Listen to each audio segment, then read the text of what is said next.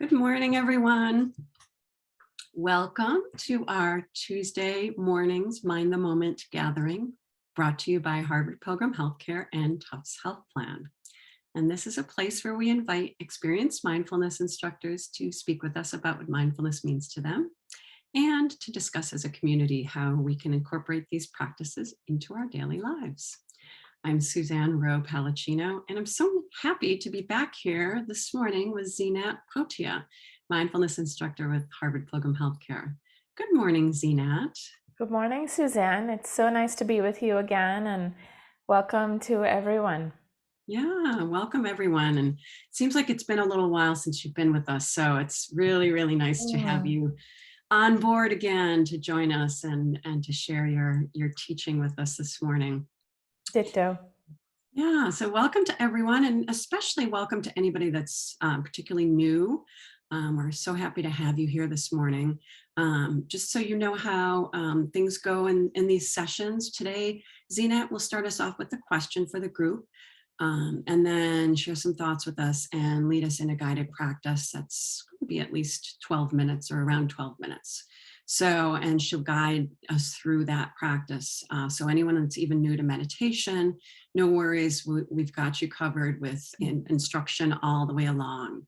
And so if you want to go to the bottom of your screen and click on the chat, that will give you an opportunity to see people's comments once we ask the question, and if there are any other questions folks have along the way.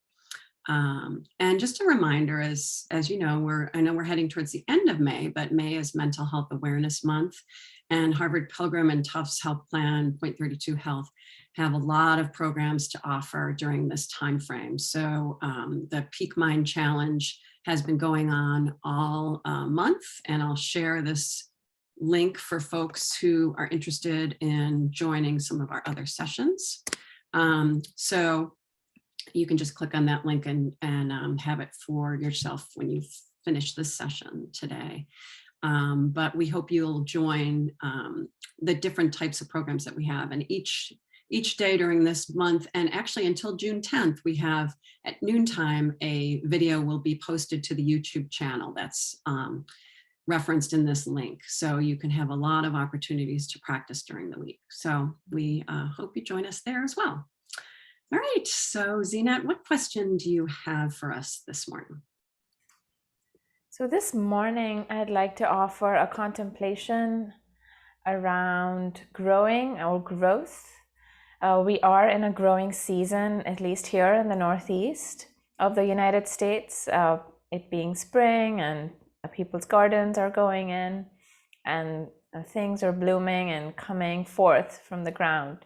And in the classical texts of these teachings, there's a lot of metaphors from agriculture and from gardening. So the question to contemplate, it's twofold. What would you like to uproot? And what would you like to cultivate, or seeds that you want to plant in this season of your life? So it's once again, just to offer it. Sometimes hearing it a couple of times can kind of deepen the investigation or the curiosity of the mind, and to really kind of investigate, not with your cognitive rational mind, which is, you know, the immediate kind of reactor or the person in the driver's seat, to let that rational cognitive mind take a little bit of a back seat, give it a break, and to investigate with the spacious mind, with the felt sense of what is true for you. And when this heart, mind, body are in alignment, what answer or what reflection comes forth? What would you like to uproot, and what would you like to grow or cultivate in this season of your life? Yeah, I really like the question. As I was thinking about this, I'll just jump in and just please go ahead and type in the chat, and you could just put a couple of words, whatever speaks to you, in the chat. But as I was sitting with this thought, I thought of uprooting maybe just, rumination or overthinking, and just kind of letting things settle, things that are more difficult, letting them settle. And then cultivating, I've been working a lot with gratitude lately, and it's just been, a wonderful practice for me, especially first thing in the morning. So those are things that I thought. Beautiful. Thank you, Suzanne. Yeah. Loved hearing that. And how about you, Zeenat? What speaks to you?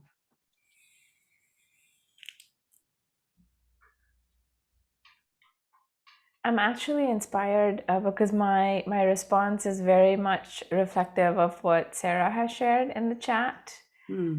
So I begin each morning with my practice of these 4 items that I want to uproot or let go of or relinquish, and they're judging mind, comparing and controlling mind, and fixing mind. So those are the very strong habitual tendencies of mind for me. And so it's a daily practice. Before I start my sitting meditation, I make the commitment to want to uproot those, and really uproot, because the tendencies are so strong that you want to start with your highest intention, and then cultivating kindness, compassion, and surrendering, letting go. Yeah, that's wonderful to do that every morning too. That's really lovely. Yeah, thank you for that. So yeah, Sarah says judgment, reactivity, and compassion for others, curiosity, yeah, openness and receptivity. Yeah, I really love the curiosity too, because curiosity just opens up so many opportunities for us. Just being curious about other people's views, cultivating wisdom. Patience. I love there's 2 of uproot worry. That's great. And Julia's uproot storytelling, getting caught up in stories. Yes. Yeah. Worry, cultivate self-care. Yeah. Self-care and self-love from Tom. That's wonderful. Wonderful. Living for today. Yeah, Ellen, that's a really good thing to remind ourselves. And patience. Patience. And being focused on outcome. Being focused on outcome, and cultivate just being there. Yeah. Being and putting it out there. Really great. Wonderful. Thank you all. So inspiring. And I would encourage you, if this practice spoke to you, you can take it on. There's something about consistency and continuity with meditation and mindfulness. It really is the not so secret sauce. It's so simple, but yet tricky to put into practice. So if this spoke to you, then first thing in the morning, if you have a daily meditation practice, you can start it by just how you've shared, what you want to uproot or let go of, what you want to grow and cultivate, and it begins to kind of sink in. It's a slow thing, and we want it to be slow. It's like drip by drip, but then a daily commitment really does wonders. It does wonders, because I find I've been doing this, what I shared, for a few months now, and when I get in trouble, when I get in a pickle, because I've created the consistency and continuity of these, not always, but sometimes there is like a pocket of air, a reminder in my spacious mind, or connecting with the felt sense that helps me, that becomes a tool I can access. And it's so good, because then you're living in alignment with what's important to you, what your values are, and not so much being pushed around by conditions, which are always changing, always unreliable, and often get us into pickles or trouble. So Yeah. Yeah, that's such good advice. Just, just repeating anything we repeat like this it's so true that it becomes a habit, and our mind will go back to that as well. Lee says uprooting catastrophizing Mm. and cultivate contentment. Yeah, really good. Marlene, I've been consciously working towards calming my fixing mind. Hmm. Yes. Because fixing is such a pernicious habit that we all have. We all have it, and to certain, varying degrees, but Yeah, especially when we're caretakers, or you have kids, or you're caring for family members, or at work, you just, you know, yeah. you might want it to rather than listen, fix. Hmm. Exactly. Listen and trust the unfolding, and that doesn't mean passivity, but rather making space for appropriate response to arise. An appropriate response is often guided by wisdom and compassion, but the fixing cuts us off from that possibility. The fixing is often reactivity. Yeah. So Um, true.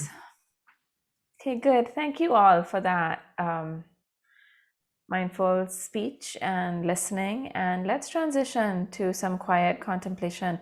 So I'll just offer the bell to begin practice, to signal the beginning of practice.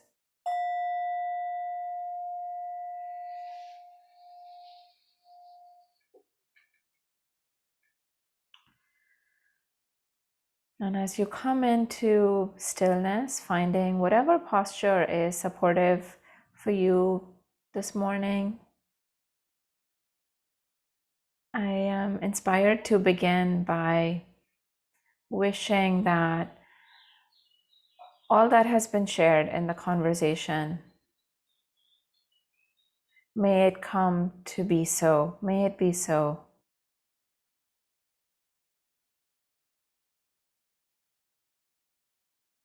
Our aspirations, our intentions are incredibly precious and valuable. They serve as guides, as wayshowers. As we know, the road, the path of life is not easy. It can often be confusing, overwhelming, triggering. And so we need resources, we need support, and reminders.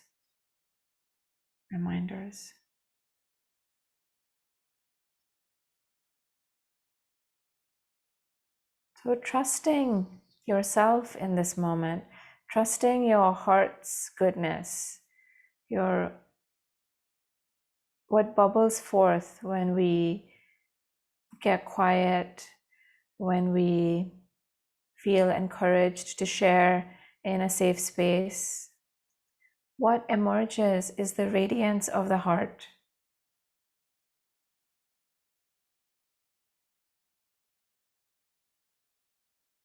And this possibility is in all of us. And we each have the potential of realization, of uncovering this radiance.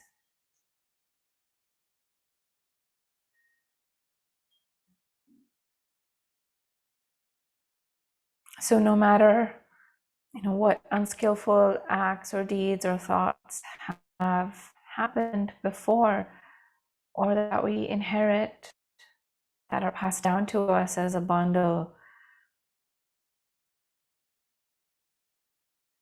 they're not our fault, but they are our responsibility. And that is the promise of this path. It opens us up to the possibility of change. Hence, we're planting these seeds because we can cultivate them. It requires effort, wise effort, requires commitment and dedication, which I know we all have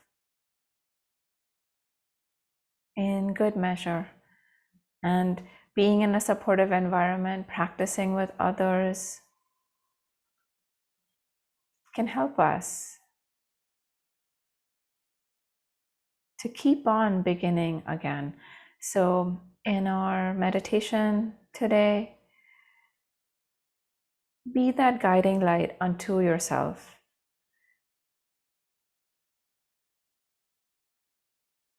Wise effort to stay in the present moment, to have the heart, mind, body on the same plane in alignment right here and right now, in this moment. And you can, to keep it very simple, you could just work with this one question if you feel it speaks to you. What is being known? What is being known right now? And moment to moment, it changes, it shifts. But the awareness is steady, the awareness is grounded.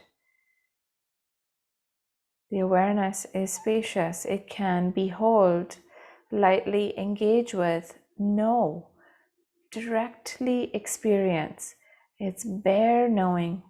Directly see whatever is arising. And so it shifts breath, sounds, touch points, sensations, a thought, an emotion, a mood. What is being known? Moment to moment. Stay in this flow. Stay in this dynamic movement of your present moment experience. And you're meditating.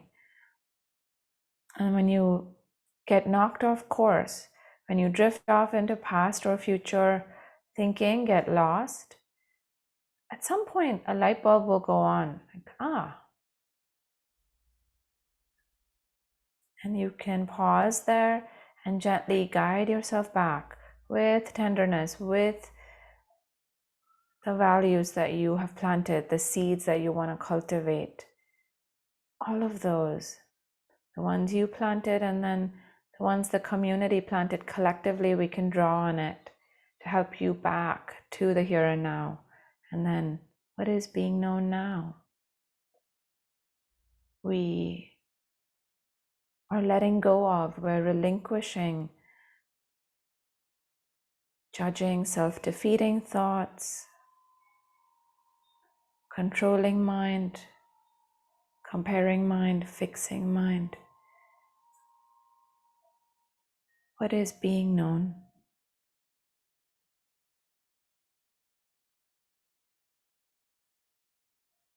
And if you notice a presence of those afflictive mind states that I just named, it's not a problem and we're not pretending they're not there. You can just see it, you can go,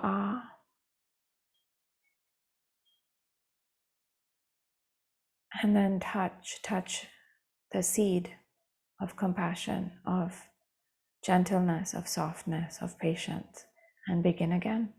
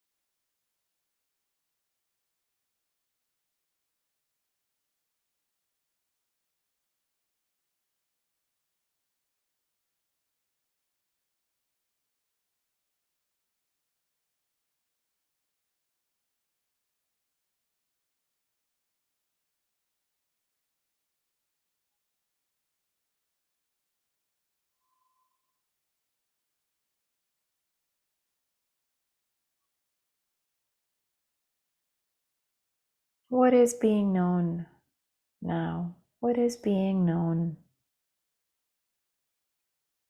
fully through the lens of the mind, heart, and body?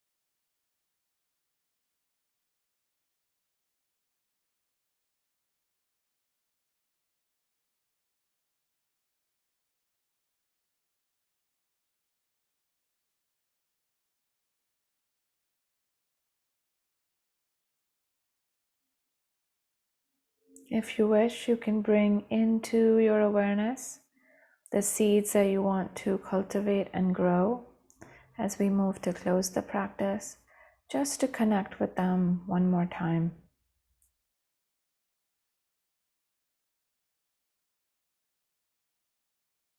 In real life, actual seeds we water and tend to, and we can do that with these aspirational seeds by giving them the gift of our awareness, shining the light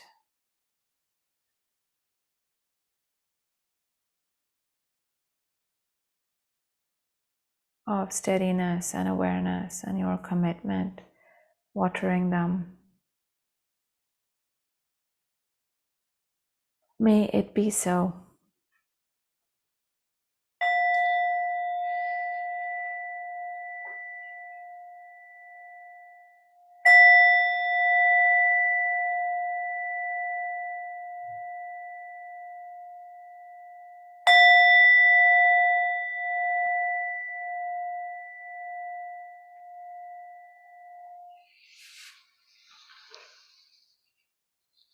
Okay, thank you for your practice.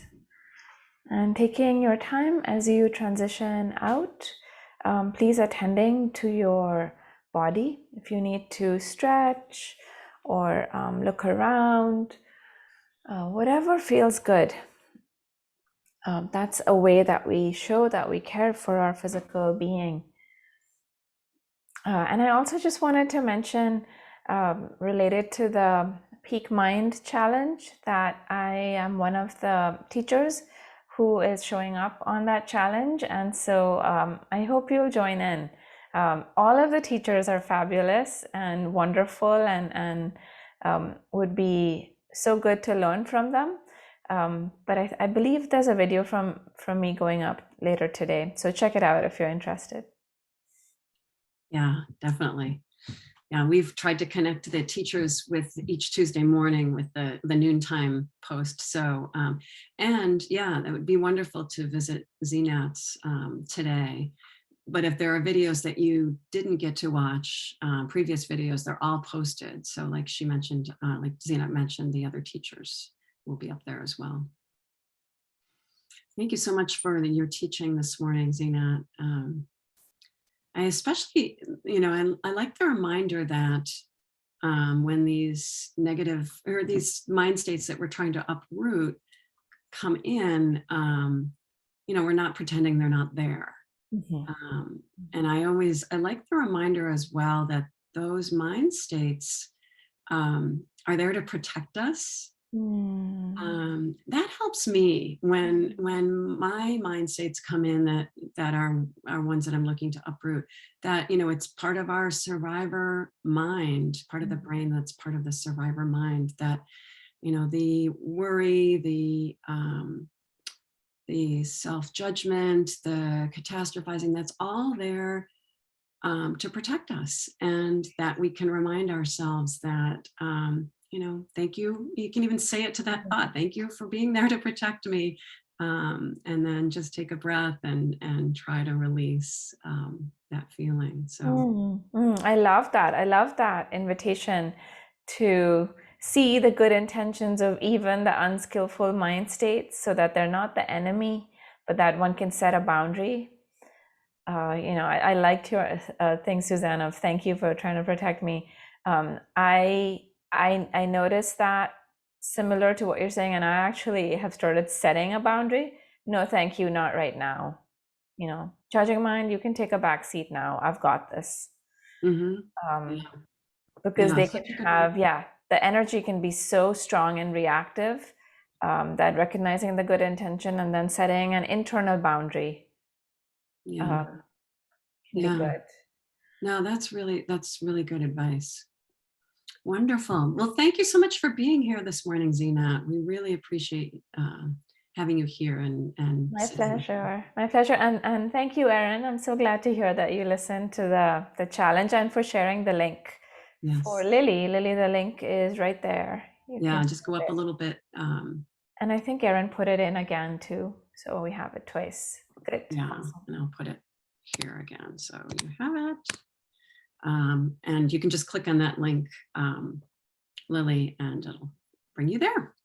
All right, we'll be back here tomorrow morning. I'll be talking about belonging for our Wednesday morning Zoom meeting. And then Thursday, we'll have Greg Topakian here teaching for us. So happy to have you all for whatever sessions you're able to attend. And thank you all for being here and for joining in. Thanks, Suzanne. Thanks, everyone. Have a good day. Yeah, Be well. see you soon. Bye. Bye-bye.